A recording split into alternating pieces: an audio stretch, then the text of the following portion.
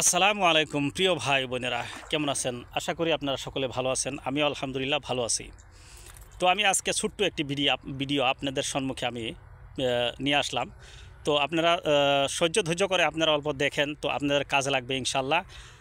যারা নাকি ক্ষেত খামার, যারা খেতি করে, গৃহস্থ মানুষ যারা, ধরেন না বিভিন্ন ধরনের খেতি, ফলের খেতি, তরমুজের খেতি, সবজি খেতি, তো এরকম যারা যারা নাকি খেতি করেন, মেডিসিন মারেন, কিবা মারেন, পোকা মারা দাওয়াই মারেন, বহুত কিছু মারেন, যে সবজি হচ্ছে না বা তরমুজ হচ্ছে না, ফল হচ্ছে না, ধান হচ্ছে না, এরকম মানে বিভিন্ন ধরনের সমস্যা ক্ষেত খামারে দেখা যায়।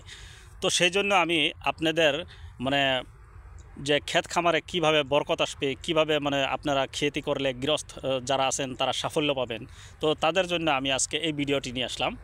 তো আপনারা প্রথমে বিসমিল্লাহির রহমানির রহিম, এটা আপনারা একটি সাদা কাগজে বিসমিল্লাহির রহমানির রহিম এরকম একটি বরকত, যে আপনাদেরকে আমি বলে বোঝাতে পারবো না। তো একটি সাদা কাগজে 100 বার বিসমিল্লাহির রহমানির রহিম আপনারা লিখে, এই কাগজটি আপনারা যে খেতি করেন না কেন, আপনারা তরমুজ খেতি করেছেন, তরমুজ খেতে আপনারা এটা পুঁতে রাখবেন। তো সেই খেতে কোনো বালা মুসিবত আসবে না, আর ফলও ভালো হবে, বরকত হবে ইনশাআল্লাহ, 100% গ্যারান্টি ইনশাআল্লাহ। তো বিসমিল্লার এরকম বরকত নিয়ে আমি ছোট্ট একটি কথা আপনাদের সম্মুখে তুলে ধরবো। যে একজন ইমাম সাহেব মাদ্রাসাতে পাঠদান দিত, পড়াইতো। তো এই রাস্তা দিয়ে, মাদ্রাসার সামনে দিয়ে একজন হিন্দু ভাই আসা যাওয়া করতো। তো যখন নাকি বাচ্চাদেরকে এই শিক্ষা দিত যে বিসমিল্লার এরকম বরকত, বিসমিল্লা পড়ে তুমি যে কোনো কাজ করো সেটাতে তুমি সাফল্য পাবে। তো সেই হিন্দু ভাই সে মুখস্থ করার পরে একদিন এই ইমাম সাহেবকে দাওয়াত দিল, হুজুর আপনার দাওয়াত আমার বাড়িতে।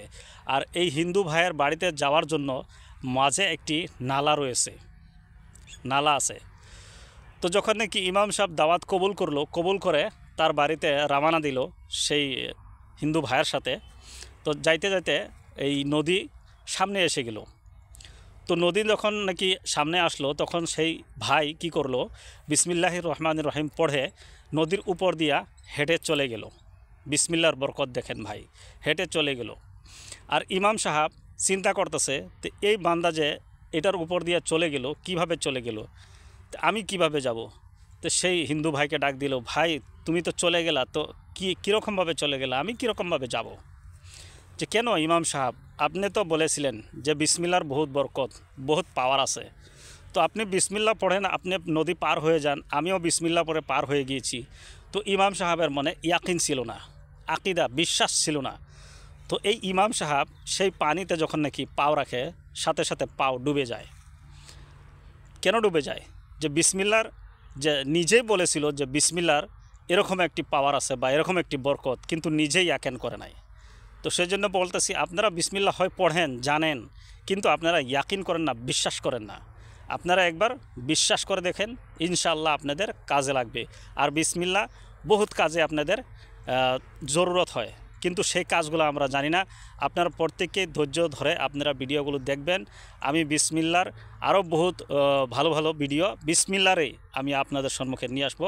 আপনারা শুধুমাত্র দেখবেন আর অন্য ভাইকে দেখার সুযোগ করে দিবেন। আর যারা ফলো না করেছেন তারা অবশ্যই ফলো করে রাখবেন। আল্লাহ হাফিজ।